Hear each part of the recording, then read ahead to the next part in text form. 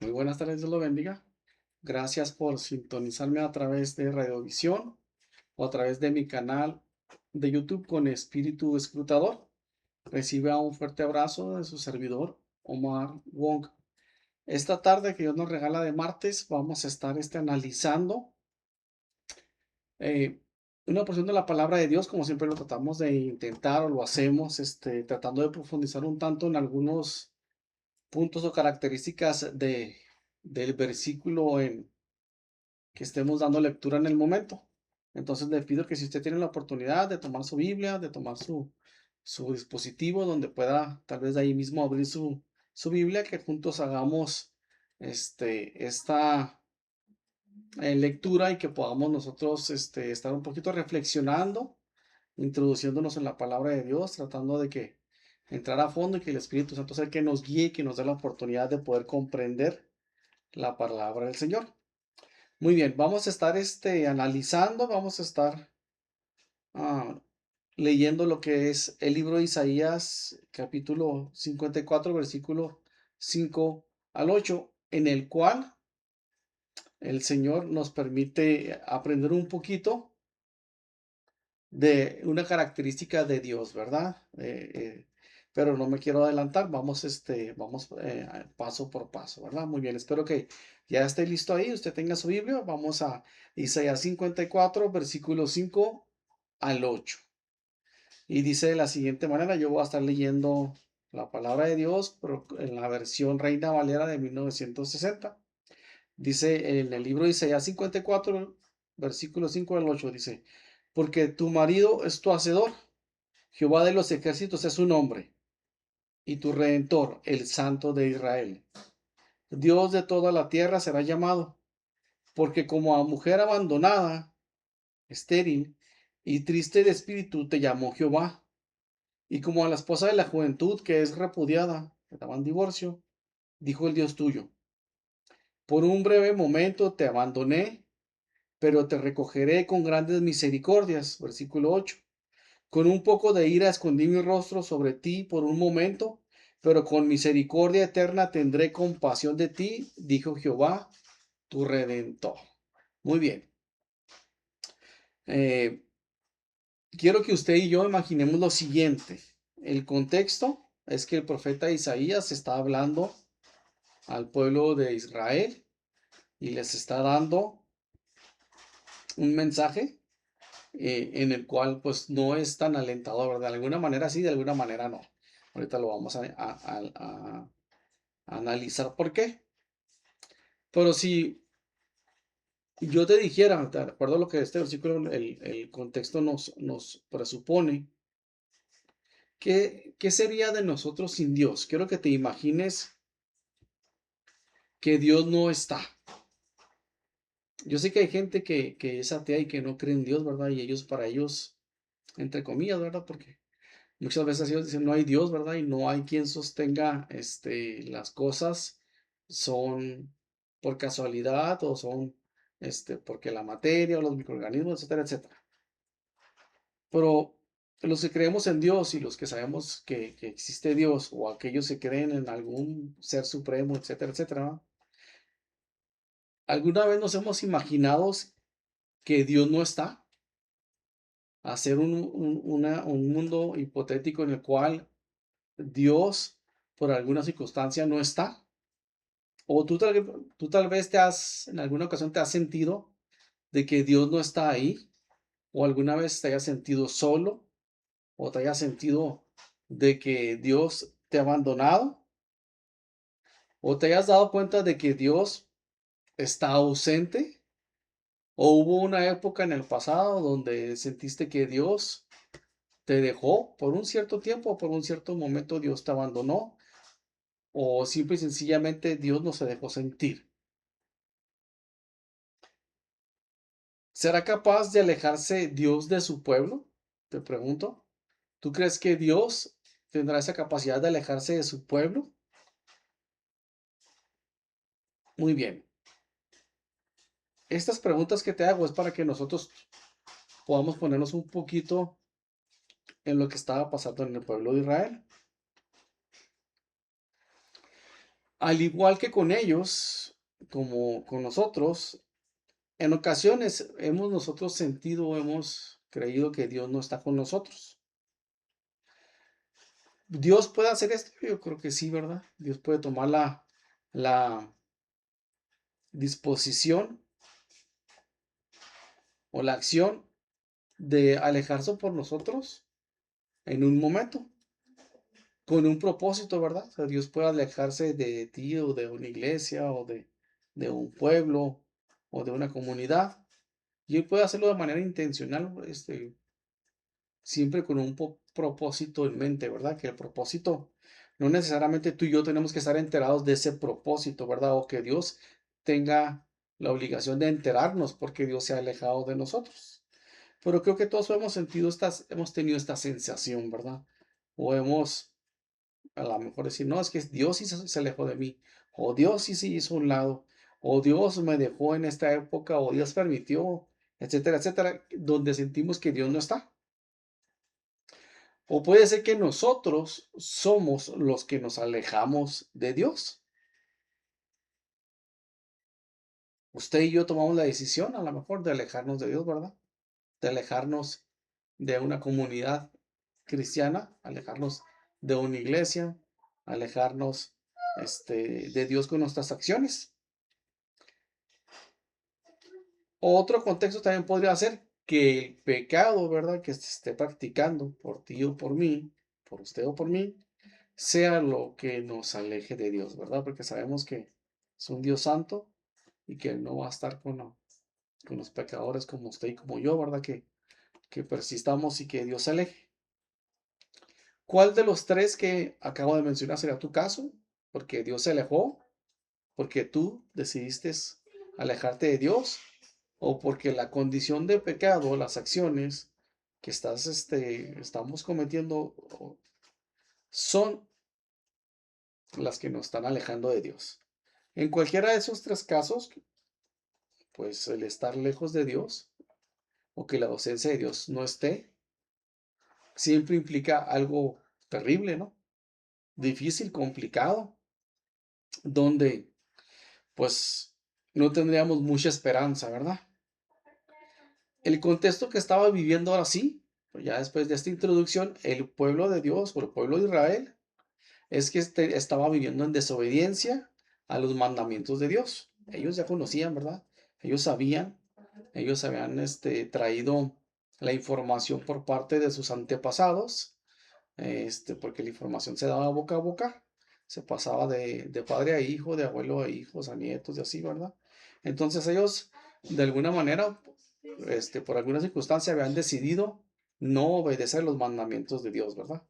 Entonces, Dios mandaba un profeta, el profeta hablaba, Dios llevaba un mensaje a través del profeta, el profeta iba y lo daba al pueblo, al rey en turno, pero por varios años se estuvo echando a un lado, o se estaba haciendo menos las palabras de los profetas, las advertencias que los mismos profetas habían hecho, sin importar que en un futuro fuera a venir el juicio, ¿verdad? O fuera a venir la consecuencia de lo que se estuvo haciendo por años en desobediencia a Dios, a los mandamientos de Dios, o por el pecado que estaba cometiendo el pueblo, los mismos, el aparato gubernamental religioso de la época, que también estuvieron, cayendo en situaciones de pecado. Tenemos unas características que estaban viviendo el pueblo, ¿verdad? Eran un pueblo deshonesto, eran un pueblo rebelde, un pueblo idólatra. Sabemos que la idolatría es muy señalado por Dios y muy señalado por el profeta Isaías, ¿verdad? Lo señala muy categóricamente la situación de idolatría, ¿verdad? Y es que el pueblo de Dios había mezclado con otros pueblos, aunque su contexto era que habían sido tomados, ¿verdad? Por los babilonios y habían sido llevados a la cautividad y ahí habían sido expuestos a otros dioses, ¿verdad? Entonces, pero ellos tenían muy bien establecido que no deberían de hacer idolatría contra ningún dios, ¿verdad? Porque el único Dios que debe ser adorado y exaltado era el Jehová de los ejércitos, el Dios de Israel, pero ellos ya se habían salido de estas ordenanzas y estaban en idolatría, ya no tenían principios o los principios que se les había dado a través de Moisés, ya no los estaban llevando a cabo y todos los valores que la misma Torá, ¿verdad? Y que la misma, que los mandamientos dados por Dios a Moisés, ahí, en el monte, pues se habían hecho un lado. Entonces tenemos un pueblo rebelde, desobediente, idólatra, carente de valores, carente de principios, deshonesto, que ya ni siquiera escuchaban la voz del profeta, ¿verdad? Entonces ya vemos aquí un contexto muy complicado. Lo sucedido en esa época fácilmente nos podría parecer familiar en nuestros días, ¿verdad? Estas mismas características que yo le acabo de mencionar, pues nosotros podíamos ponerlas como una radiografía en el siglo del profeta Isaías, antes de Cristo, o podríamos traerlo a nuestra época y yo creo que empataría también esas características sobre el pueblo de Dios, ¿verdad? Ahorita. Estos versículos tienen connotación entonces en distintas épocas. Entonces pueden ser aplicados para el tiempo de Isaías, pero también pueden ser aplicados para el mismo tiempo cuando Jesús vino, ¿verdad? En el siglo I, donde tenía ese mismo comportamiento el pueblo judío, ¿verdad? Que ya estaban cayendo en idolatría, traían muchas reglas o reglamentos instituidos de manera religiosa por el gobierno religioso que ponía y hacía religiosidad, ¿verdad? En los mismos líderes del Sanedrín, donde había muchos actos de corrupción, ¿verdad? En el mismo cuerpo del Sanedrín, en el gobierno religioso y aparte también en los encargados del templo, ¿verdad? Entonces, también como se estaba haciendo mercadería en cuanto a los sacrificios, ¿verdad? Habían las fiestas judías que tenían que venir y llegaban de fuera, ¿verdad? De África, de la India, venía gente que venía cumpliendo los mandamientos y las ordenanzas de las festividades. Entonces venían hacia Jerusalén para llegar al templo y tenían que hacer un sacrificio. Entonces, lógicamente no se iban a traer un ganado o una ave desde África, ¿verdad? Sino que llegaban ahí, llegaban con dinero de su región, ¿verdad? Con dinero, con monedas de África o monedas de otra ciudad, de otro país, y cuando llegaban ahí, entonces tenían que ser cambiadas para poderles vender, porque ahí tenían mercadería y vendían, pero el cambio y todo esto hacían entonces mucho lucro y hacían demasiado,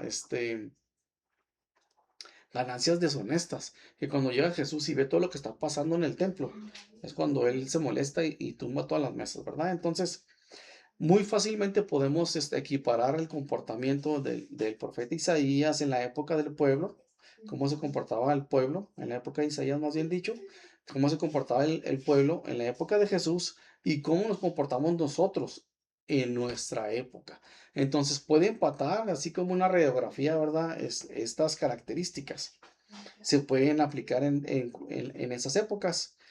Entonces podemos hacer una connotación de lo que estamos pasando actualmente, ¿verdad? Algunos teólogos están determinando que la época que nosotros estamos viviendo, estamos viendo una serie de juicios, ¿verdad? Por nuestro mal comportamiento en el pasado cercano, en el pasado a mediano plazo, que no hemos hecho las cosas bien, que hemos estado viviendo en pecado, que hemos estado permitiendo leyes, como las situaciones, donde no se permite que se lleve a cabo el proceso de la fertilidad normal y que nazca un niño donde se está interrumpiendo y cosas así que hemos visto, ¿verdad? Y esta cuestión también de la confusión en la sexualidad. Entonces, ha venido permeando una serie de quebrar los valores, quebrar los principios y caer en pecado y del proceder del gobierno y de la misma gente y de la misma religión y de los líderes religiosos y de la manera y la forma de estar haciendo teología, haciendo iglesia de nuestra manera, que se ha caído en un juicio por todo lo que estamos viendo que sucede, ¿verdad? Hemos visto, por ejemplo, en estas últimas semanas muchos terremotos muy seguidos en diferentes áreas. Hemos estado viendo también guerras, rumores de guerras y realmente procesos de guerra que se han extendido más de lo que los conocedores y los de opiniones bélicas y opiniones de geopolítica hubieran de alguna manera pensado o adivinado que debería de ser, ¿verdad? Por ejemplo, la guerra en Ucrania hablaban que iba a ser un lapso de tiempo pequeño y que iba a terminar rápido y hemos visto que se ha extendido, ¿verdad? Por más de 3, 4 años. Entonces, lo mismo en Medio Oriente, que ya viene trayendo 2 años, 1 año con la guerra en Medio Oriente también, específicamente con Irán. Entonces, todas estas situaciones que lo podemos ver como un juicio, ¿no?, de lo que está sucediendo, del pecado, de las ofensas, de la pérdida de valores, de la pérdida de principios, de la deshonestidad que se ve. Entonces surge un reflejo que es la apostasía y que, ¿qué significa la apostasía? Es que vemos gente que deja las congregaciones por distintas razones que ellas no son justificables delante de Dios, ¿verdad? Me di la tarea de verificar qué es la apostasía de acuerdo al diccionario bíblico y lo define en dos sentidos, en el sentido político y en el sentido religioso. La palabra apostasía en el sentido político es la defección, que es la acción de abandonar una causa o separarse de ella con deslealtad, ¿verdad? Y en el sentido religioso señala en el sentido amplio de una rebelión contra Dios. Esa es la apostasía, es rebelarse en contra de Dios, la no obediencia a Él, o sea, específicamente desobedecerlo, ¿verdad? Eh, por desviación de la ley, de no seguir los mandamientos, de no seguir la Biblia, o por deserción del culto del templo o la sinagoga, ya no ir a la iglesia, básicamente. Entonces, hemos estado observando acciones como esta, ¿verdad? Que la gente ya muestra mucho desinterés, que la gente muestra un rechazo hacia ir a la iglesia, hacia buscar las cosas de Dios. Vamos a leer ahora 2 de Tesalonicenses capítulo 2, versículo 2 al 3. Yo lo voy a estar leyendo de la versión NBI, donde nos da algunas palabras diferentes a la Reina Valera. Voy a dar lectura. 2 de Tesalonicenses 2, del 2 al 3, y dice de la siguiente forma: que no pierdan la cabeza ni se alarmen por ciertas profecías, ni por mensajes orales o escritos supuestamente nuestros, que digan, ya llegó el día del Señor. No se dejen engañar de ninguna manera. Dice, porque primero tiene que llegar la rebelión contra Dios, porque primero tiene que llegar la rebelión contra Dios, es el sinónimo de apostasía. En Reina Valera dice, porque no vendrá primero la apostasía. Aquí nos dice, porque primero tiene que llegar la rebelión contra Dios. Entonces, esta es una característica de los últimos tiempos, una rebelión contra Dios. Y lo vemos ahora muy marcado, por ejemplo, en el caso de que se está promulgando mucho el crecimiento y que es la religión de mayor crecimiento ahorita, que son los musulmanes o la profesión al Corán. Y el Corán que dice que Jesús, el caso de Jesucristo, es un profeta o menos que un profeta. Entonces ellos lo menciona el Corán, pero lo desacreditan y lo ponen como un profeta menor, ¿verdad? Como un profeta este, con menores características. Y nosotros lo tenemos como el Hijo de Dios, ¿verdad? Realmente como parte también de la Trinidad, que Jesús también es Dios. Entonces, aquí vemos ya una rebelión contra Dios por una doctrina incorrecta. Dice, voy a seguir leyendo el versículo 3. Y porque primero tiene que llegar la rebelión contra Dios y manifestarse el hombre de maldad, el que está destinado a la destrucción. Muy bien. Hemos estado viendo cómo se ha manifestado o cómo se ha levantado contra Dios. La gente no se levanta contra Buda, la gente no se levanta contra Hare Krishna y no lo desacreditan y no empiezan a hablar mal de esos dioses o profetas de otras religiones. No hablan de ninguno de los dioses de la India, que hay más de 1000 y feria de religiones y de ídolos, pues olvídense, a lo mejor hasta más.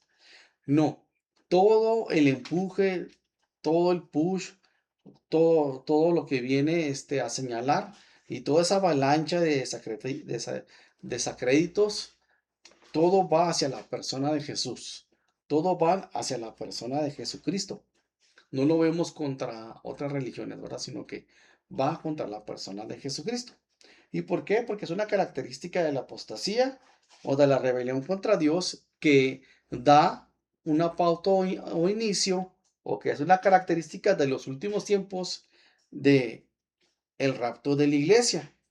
Porque el rapto de la iglesia está cercana y porque este versículo nos da esa característica donde nos permite ya nosotros identificar que la venida de Cristo está cercana, ¿verdad?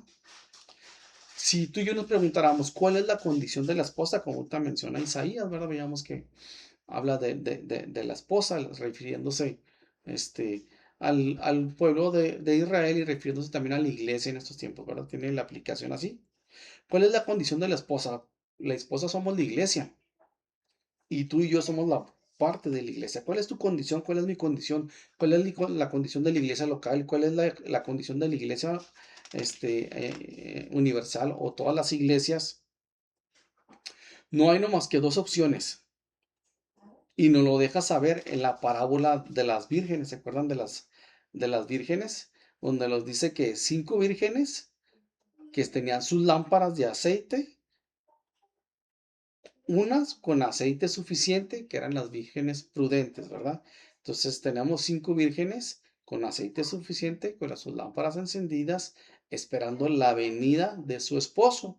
Pero nos habla también de 5 vírgenes que tenían su lámpara encendida, pero que el aceite, pues no era el aceite suficiente.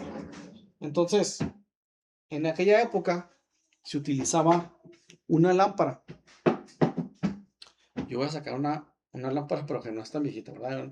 Entonces, tiene su depósito de aceite, donde se le pone el aceite y tiene su mechero, ¿verdad? Entonces, el depósito tenía que estar lleno para que pueda estar la mecha sumergida y pudiera estar encendida.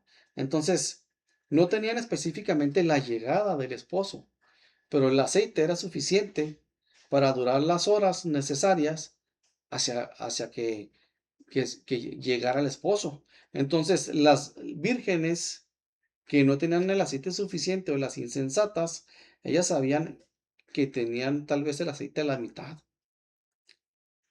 abajo de 3/4 a la mitad o menos o un cuarto nada más de la capacidad de la lámpara. Ellas sabían que estaban corriendo mucho riesgo y que era muy, muy evidente o que iba a ser muy seguro que no les iba a durar ese aceite y que necesitaban ir a comprar más. ¿Cuál es la condición tuya y cuál es mi condición? ¿Cuál es la condición de la iglesia?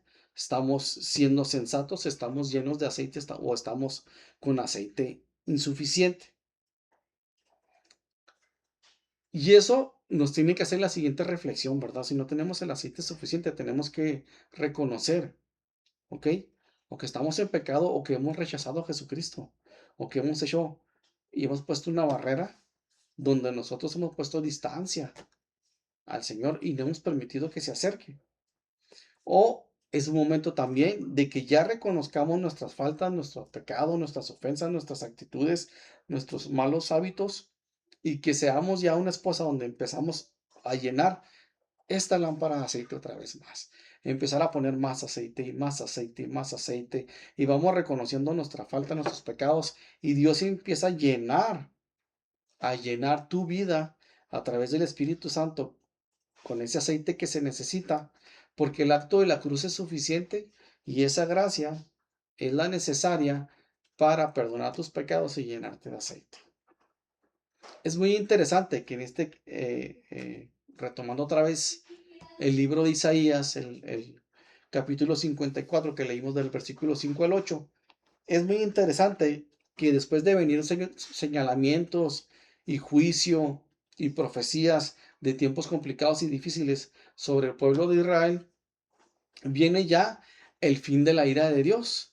Viene disminuyendo la ira de Dios Por lo tanto, viene una época de restauración.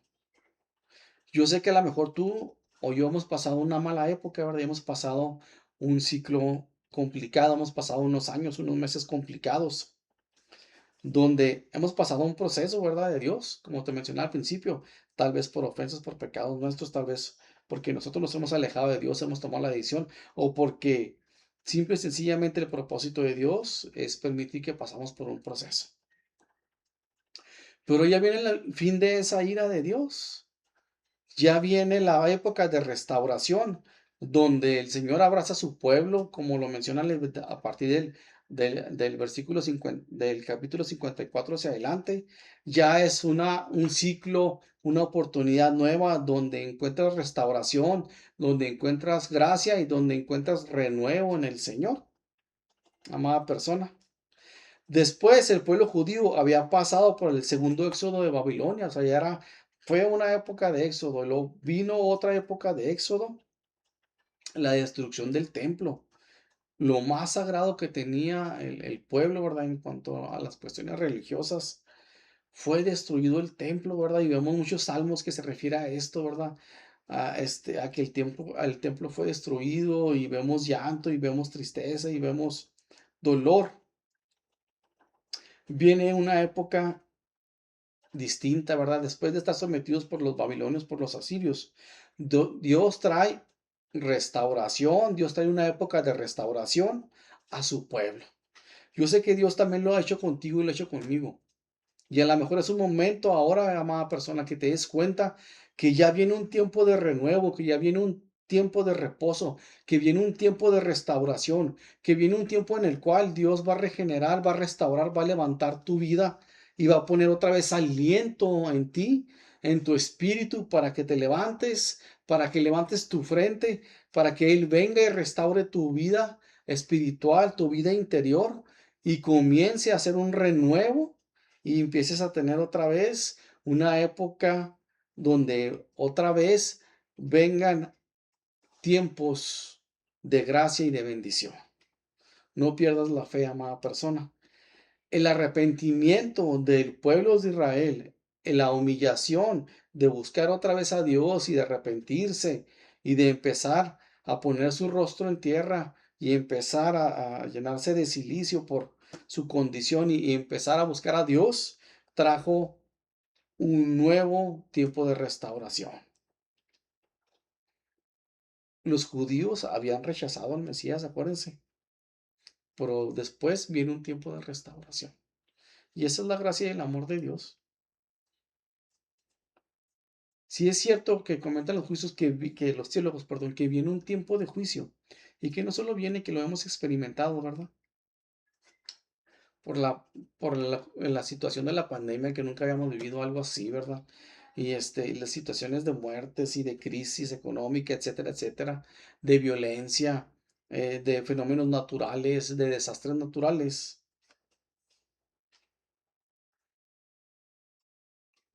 a una época de clímax, de crisis, viene una época donde empiezan a cambiar las circunstancias, así como llegó el pueblo de Israel a ese momento en el que está hablando el profeta. Dice el versículo 5 porque tu marido es tu hacedor, es el que te formó, es el que te creó, es el que te hizo. Jehová de los ejércitos es su nombre. Empieza a hablar de las condiciones y los atributos de Dios. Y tu redentor, el Santo de Israel, Dios de toda la tierra será llamado. Empieza a hablar de los atributos de Dios, ¿verdad? Dios es tu creador, nos dice ese versículo. Es tu redentor, que es tu redentor, tu salvador, el que te salva, el que te saca de la condición que estás ahorita de vicios, el que te saca de la condición de tristeza, el que te saca de la condición de angustia, de estrés. Ese es Jehová. Él es tu redentor, el que te compra de nuevo, el que te restaura de nuevo, el que hace otra vez otra oportunidad más para ti, aunque hayan sido ya dos, tres, cuatro fallos. Dios hace otra oportunidad nueva para ti. La expresión Santo de Israel. ¿Se acuerdan que en el capítulo 6 de Isaías es cuando él ve la visión y que lo ve en el templo, ¿verdad? Y ve como la santidad de Dios. Él utiliza 22 veces la frase el Santo de Israel, a contraparte de que esta palabra del Santo de Israel lo vemos nada más en 7 veces en otros libros. Isaías se le quedó muy grabado esa escena de la santidad en el trono de Dios, ¿verdad? Y lo menciona 22 veces el Santo de Israel. Su visión del carácter de Dios, de la personalidad de Dios, ¿verdad? Produjo una reforma en su propia vida. Cuando él vio a Dios en el templo, dijo, estos ojos inmundos que ven, hermano, yo que soy de este inmundo de lengua pecadora que habla maldad y que vea yo con mis ojos al santo, pues voy a morir. Es lo que da a entender. Produjo una reforma en su propia vida y él entendió la santidad de Dios y vio la santidad de Dios y la observó, que él entendió que algo importante es la santidad, ¿verdad? Que tú y yo busquemos la santidad y lo indujo a poner énfasis en la perfección divina, en la santidad divina de Dios. Él empieza a predicarle al pueblo sobre la búsqueda de la santidad, ¿verdad? Y entender que somos de labios inmundos y que somos pecadores nosotros frente a un Dios totalmente santo, santo y santo, ¿verdad? Entonces necesitamos, y él trata de poner en contexto y en circunstancias al pueblo de Israel, de luchar y de perseverar y lograr con la ayuda del Señor la santidad, ¿verdad? ¿Y qué es la santidad? Porque tenemos la gracia de Cristo que es santificación, santificación, santificación, estarnos santificando y santificando poco a poco, dejamos este hábito, poco a poco dejamos el cigarro, poco a poco dejamos el hábito de tomar, poco a poco dejas el hábito de mentir, poco a poco buscas la santidad y la santidad y la santidad, poco a poco dejas el enojo, poco a poco vas dejando la ira con la gracia de Dios, con la santidad en la búsqueda de Dios en oración, en la lectura de la palabra, te vas santificando, te vas santificando, te vas santificando por la gracia del Señor que te da el poder para poder decir que no a todas esas acciones pecaminosas o pecados o hábitos incorrectos. Y es lo que está puchando el profeta Isaías a que el pueblo deje la idolatría, a que el pueblo deje de mentir, a que el pueblo deje las acciones incorrectas, que retome los valores, que retome las acciones correctas, que deje la idolatría, etcétera, etcétera, etcétera, etcétera. Y van buscando cada vez más la santidad y la santidad y la santidad. Acuérdense que el profeta Isaías vio los querubines que gritaban, santo, santo, santo. Los querubines que se tapaban el rostro por la santidad del Señor, ¿verdad? Se tapaban con 2 alas los pies por la santidad del Señor, ¿verdad? Y volaban con 2 alas en medio y estaban proclamando adoración, alabanza y estaban adorando y alabando la característica y la santidad de Dios, que estaban en el trono de Dios, ¿verdad? Entonces, tenemos un Dios santo. Dios de toda la tierra será llamado, lo habla como en futuro, ¿verdad? Esta frase se refiere cuando Cristo regresa en su segunda venida a la tierra, donde vendrá ya en un carácter como Jehová de los ejércitos, ¿verdad? Por eso será llamado Jesús, Dios de toda la tierra será llamado. ¿Por qué? Porque está también, después de la venida de Cristo, ¿verdad? La pelea del Armagedón por el pueblo de Israel. Por eso vemos ahorita un levantamiento, antisemitismo, perdón, pero un antisemitismo como no veíamos desde la Segunda Guerra Mundial. Un antisemitismo que hemos observado históricamente desde el siglo I, desde antes del siglo I, desde las épocas diferentes, ¿verdad? El siglo III, siglo VI, siglo X, con en la época medieval, conforme los años más adelante, ¿verdad? En la Europa, en la Europa occidental. Y ahorita vemos un antisemitismo marcado, muy fuerte, muy, muy marcado, ¿ok? Donde también da a entender una característica que se está levantando todos contra la nación del pueblo de Dios que es Israel, ¿verdad? Y unos desacreditando que no es el pueblo de Dios, que el pueblo de Israel de ahorita no es el pueblo de Dios, etcétera, etcétera, tratando de desacreditar, fomentando el antisemitismo, páginas y páginas y páginas de internet hablando mal del pueblo de Dios, que inclusive han envuelto a algunos cristianos para hablar y creer mal sobre el pueblo de Dios, ¿verdad? Entonces, hay un antisemitismo tan creciente y tan marcado que lo observamos con violencias, actos violentos en Europa, actos violentos en Estados Unidos, actos violentos en el Medio Oriente, este, todos con el foco, con el target o con el propósito de dañar a un judío. Es un repudio total sobre los judíos, ¿verdad?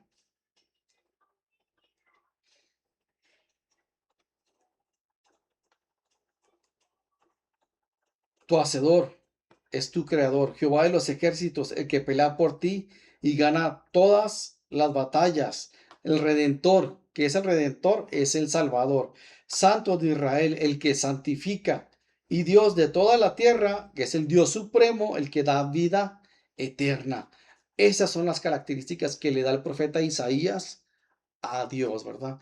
Que en algunas está mencionando también a Jesucristo.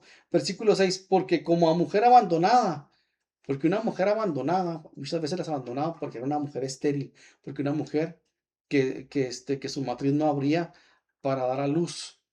Y era un acto de discriminación, un acto de repudio. Y triste de espíritu te llamó Jehová, porque como mujer abandonada y triste de espíritu te llamó Jehová, una mujer, ¿verdad? Totalmente desconsolada, totalmente triste, sobajada a lo más bajo de la sociedad, como la esposa de la juventud que es repudiada, que es presentada su carta de divorcio por cualquier situación hasta menor, ¿eh? Hasta menor. Hay casos, según la historia de los judíos, que repudiaban a la mujer hasta porque la mujer no tenía una buena sazón a la hora de cocinar.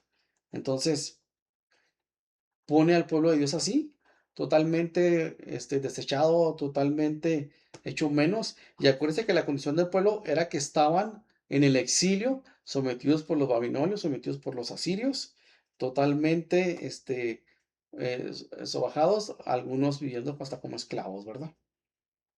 Entonces, aquí nos da, y nos da las características de la condición en la que estaba. Y a veces nosotros así estamos en la actualidad, ¿eh? Estamos nosotros, dominados por el pecado. Queremos dejar algunas situaciones de pecado y no podemos, y no podemos, y caemos, y estamos dominados, y estamos, desechados en el suelo, con nuestra autoestima en los suelos, con un, con, con estrés y con un desánimo tremendo, ¿verdad? Por nuestra condición. Una mujer repudiada que no iba a poder tener hijos o que era estéril o que era divorciada y que pues el hombre traía el sustento, el hombre traía el trabajo y el hombre hacía mucha economía y era parte muy importante y era parte muy trascendental en los usos y costumbres, en la manera en la como se vivía y se gobernaba. Entonces una mujer que era quedada sola, viuda, o una mujer que no era no viuda, sino desechada, entonces vivía una vida contracorriente, cuesta arriba, muy, muy complicada. Se quedaba sin el sustento al momento de lo que se otorgaba el esposo. Y una mujer que no pudiera tener hijos, pues también simbolizaba que no iba a poder ser ayudada cuando fuera anciana por sus hijos. La estaban pasando muy mal los judíos, los israelitas en tierra extraña, y además estaban pagando las consecuencias de sus actos. Usted y yo tal vez estemos pagando consecuencias de nuestros actos. Tal vez tú estés pagando consecuencias de tus actos, de pecados pasados, de pecados a corto o a mediano plazo anteriormente, y estás pagando consecuencias. Pero, amada persona, pues tienes que arrepentirte, tienes que resistir y tienes que levantarte. Hasta aquí el pueblo de Israel estaba cosechando lo que habían sembrado mal, estaban levantando esa cosecha. Dios no promete quitar las consecuencias de nuestras malas acciones, pero sí promete estar con nosotros para salir delante de la situación adversa y que aprendamos de esa situación. Entonces, acercarnos a Dios no es promesa de que vaya a quitar lo que tenemos que cosechar, porque eso que tenemos que cosechar pues va a fomentar en nosotros un carácter y una personalidad y vamos a aprender de que hay cosas que no debemos hacer, hay cosas que no podemos estar haciendo, hay cosas que no debemos estar haciendo.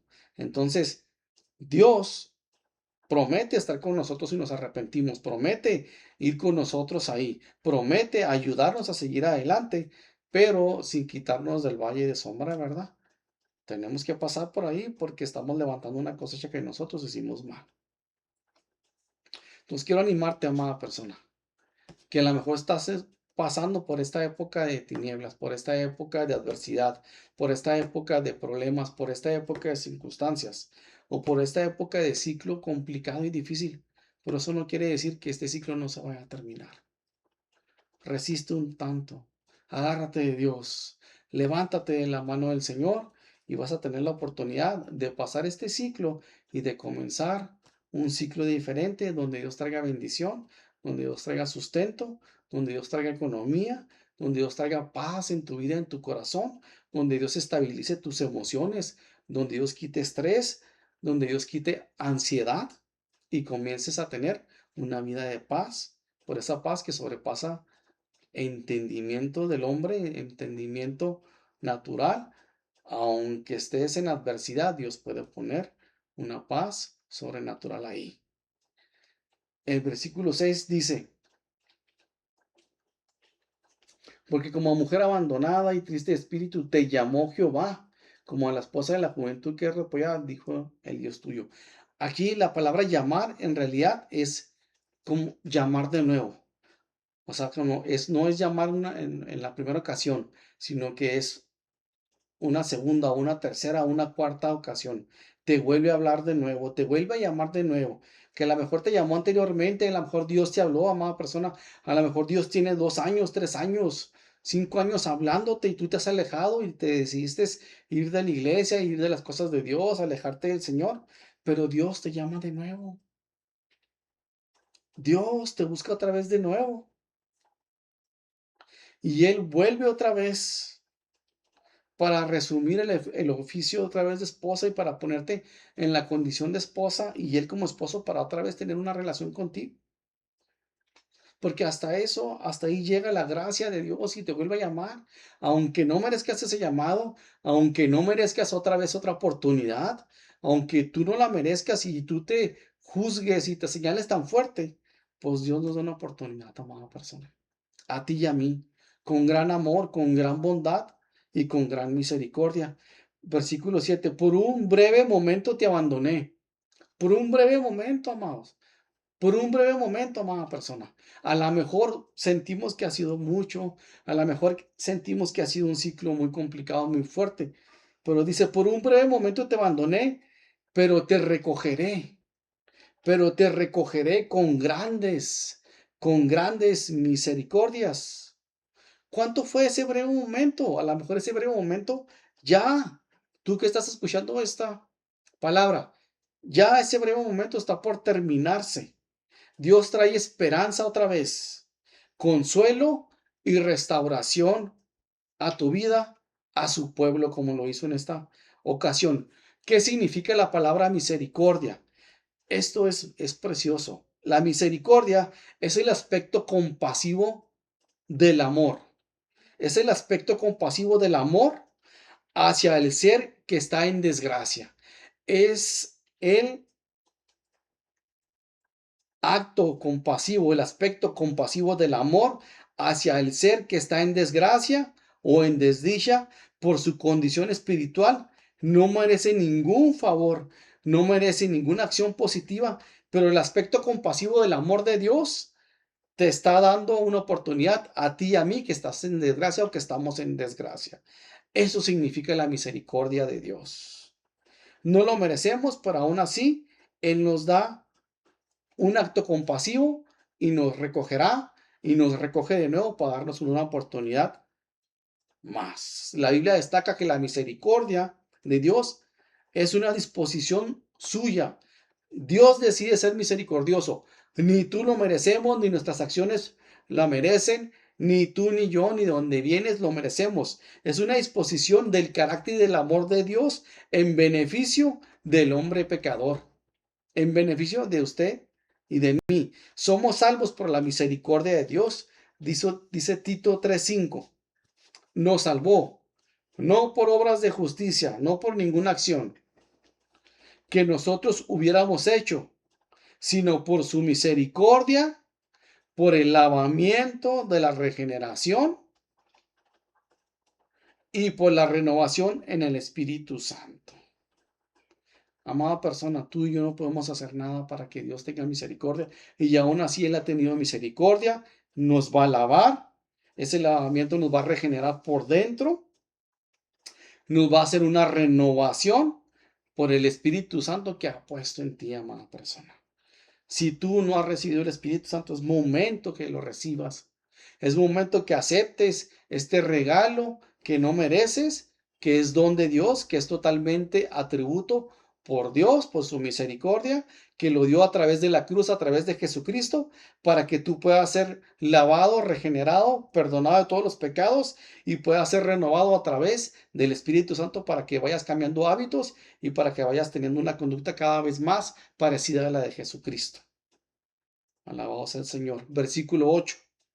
Con un poco de ira escondí mi rostro de ti por un momento, pero con misericordia eterna tendré compasión de ti, dijo Jehová, tu redentor. Con respecto a la eternidad, dice aquí, ha sido un momento. Con respecto a la condición perdida de Israel, le dice Israel, ha sido un momento nada más, pueblo mío. Ha sido un momento en comparación con la eternidad que te voy a dar. Ha sido un momento, tu ciclo tal vez ha tenido un tiempo de dificultad, 10 años, 15 años, pero a comparación con la eternidad, es algo diminuto. Un poco de ira. Parecen inapropiadas estas palabras. Sin embargo, comparado con lo que Dios ha hecho a través de la cruz de Jesucristo, Él más bien ha contenido su ira. Porque si Dios pagara conforme a los pecados que tú has hecho y conforme a los pecados que yo he hecho, la ira ya hubiera caído sobre nosotros y tú y yo ya no estaríamos para contarlo. Pero Dios ha apaciguado su ira a través del acto de la cruz. Dios ahí dejó la ira sobre su mismo Hijo Jesucristo, pagando en la cruz el oprobio, el desprecio, todos los pecados tuyos, míos, pasados, presentes y futuros, y se apaciguó la ira de Dios a través del Cordero Santo entregado en esa cruz, por la sangre derramada, porque no hay perdón de pecados sin derramamiento de sangre. Con respecto a la eternidad, ha sido solamente un momento, nada más un momento, amada persona. No agarres enojo contra Dios, no agarres porque te ha ido un proceso mal, porque te han pasado las cosas mal, porque han pasado lo que tú no esperabas, ¿verdad? Un hecho trágico, un hecho confrontador, difícil, complicado, situaciones adversas, pérdidas humanas. No la agarres contra Dios. La misericordia que Dios mostrará a Israel es eterna. Esto es indicativo de la manera del carácter de Dios. Salmo 35, porque un momento será su ira, pero su favor dura toda la vida. El favor de Dios dura toda la vida a través de Jesucristo. Tal vez ha habido situaciones complejas, tal vez ha habido sufrimiento, pero no le des más crédito o no le des más el hecho que sobresalgas más la época mala y de sufrimiento que la época buena y la época de bendición que Dios también ha traído a tu vida y la época de bonanza que Dios también ha traído a tu vida y que va a traer si tú entregas tu vida o si tú eres hijo de Dios en una eternidad con Cristo. Porque un momento será su ira, pero su favor dura toda la vida. Por la noche durará el lloro y a la mañana vendrá la alegría.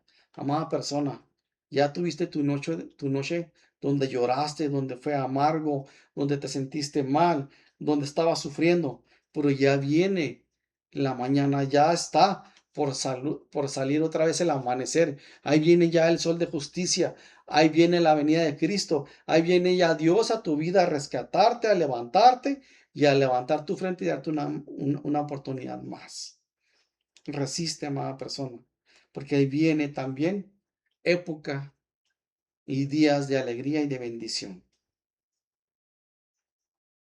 Como conclusión, en el contexto de los versículos, Dios permitió que regresaran del segundo exilio de Babilonia a Jerusalén. Dios trajo una época diferente, terminó el ciclo del exilio y les dio la oportunidad a través de Esdras que regresaran otra vez a edificar el templo, a edificar las murallas y a regresar a Jerusalén.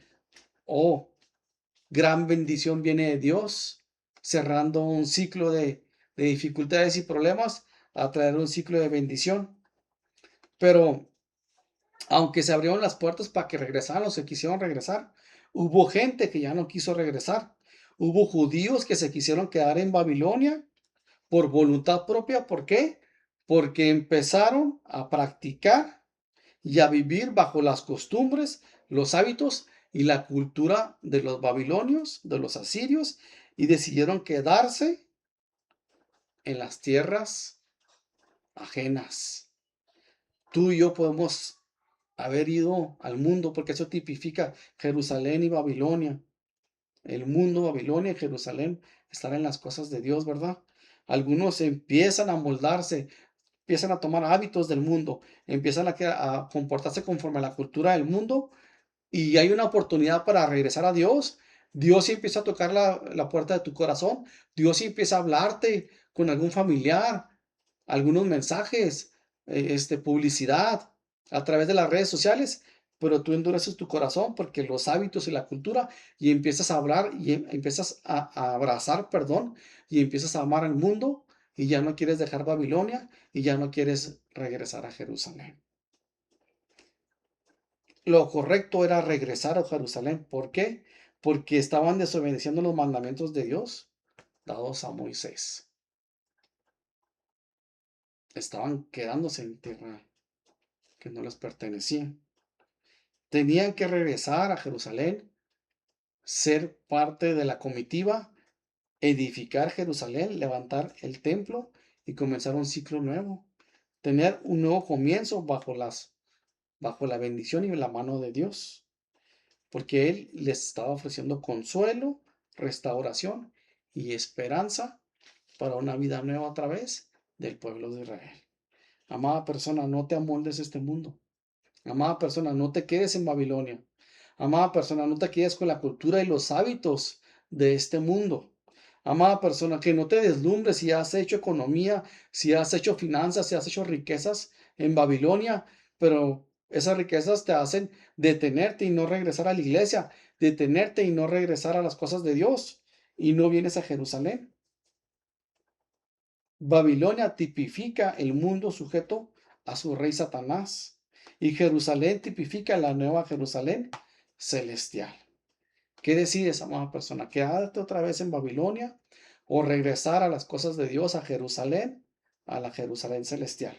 Dios no ofrece una oportunidad de gran misericordia. Dios nos está ofreciendo una gran oportunidad de misericordia. En el contexto trágico y de juicio que estamos viviendo, Dios nos ofrece una oportunidad de su gran misericordia para regresar a Jerusalén. Pero algunos deciden no regresar a Jerusalén. Elegimos quedarnos en Babilonia o eligen quedarse en el mundo, sin tomar en cuenta que esa decisión tiene consecuencias eternas. Puede tener consecuencias eternas porque puede ser que ya no regreses a las cosas de Dios y vayas a condenación eterna. Amada persona, tienes una oportunidad en Cristo. Amada persona, Satanás ha puesto en tu mente cadenas que buscan desestabilizarte, sacarte y no dejarte regresar a la iglesia. Esfuérzate, ve, haz el esfuerzo Y si vuelves a caer, otra vez síguete esforzando. Y si batallas otra vez síguete esforzando. Y va a llegar el momento que la gracia, la misericordia de Dios y esa gracia, pero que santifica, que no solo salva, que santifica, santifica, santifica, te va a dar la oportunidad de quitar la cadena del alcohol, de quitar la cadena de la pornografía, de la falta de valores, del amor al dinero, del amor al poder, el odio, la ira, etcétera, etcétera, etcétera. Y vas a poder acercarte al Señor y cada vez más ir de victoria y de victoria y vas avanzando en las cosas de Dios. ¿Para qué? Para que también tengan consecuencias eternas favorables en el cielo. ¿Qué decide usted? ¿Quedarse en Babilonia o regresar a Jerusalén? ¿Qué decido yo? ¿Ok? Porque la pregunta es para todos. ¿Qué deciden los demás? ¿O qué están tomando de decisiones tus amigos o tu familia? ¿Tú qué decides? Tú tienes que hacer lo que ellos hagan. Es algo que sea un ejemplo para bien, ¿verdad? Tenemos un Dios compasivo, ¿sí? Y un Dios misericordioso, porque ahorita veíamos que la misericordia de Dios es totalmente crecida del amor de Él, ¿verdad? Pero las oportunidades comienzan a escasear, porque tal vez Dios ya habló una vez, dos, 15, 20 veces por el rechazo y el rechazo va a haber una oportunidad, va a haber una ocasión donde esas oportunidades se escaseen o ya no haya otra oportunidad más a tu vida, porque a lo mejor ya Dios dispuso que el día de mañana ya no abran los ojos.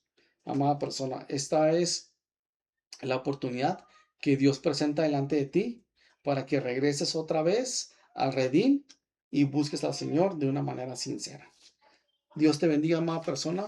Yo le pido a Dios que tomes esta palabra, que la hagas viva, que la hagas tuya y que le creas al Señor en su poder, en su gracia, en su misericordia y que vayas al redil y tengas una restauración y tengas la oportunidad de poderte levantar y de caminar otra vez de manera compasiva en los senderos del Señor.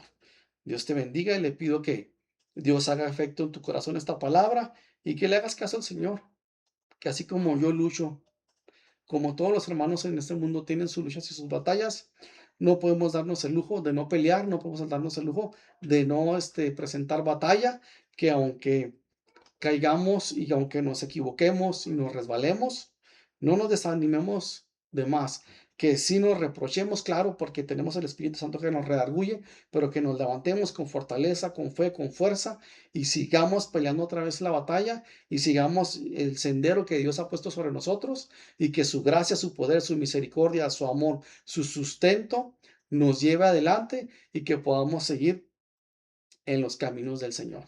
Te envío un abrazo, amada persona, te envío una oración deseando que Dios haga la obra perfecta en tu vida y que puedas seguir adelante y que si Dios lo permite en 15 días, por la misericordia del Señor, porque es el que sustenta este ministerio, Él es el que sustenta mi vida, Él es el que sustenta esta palabra, Él es el que sustenta este espacio.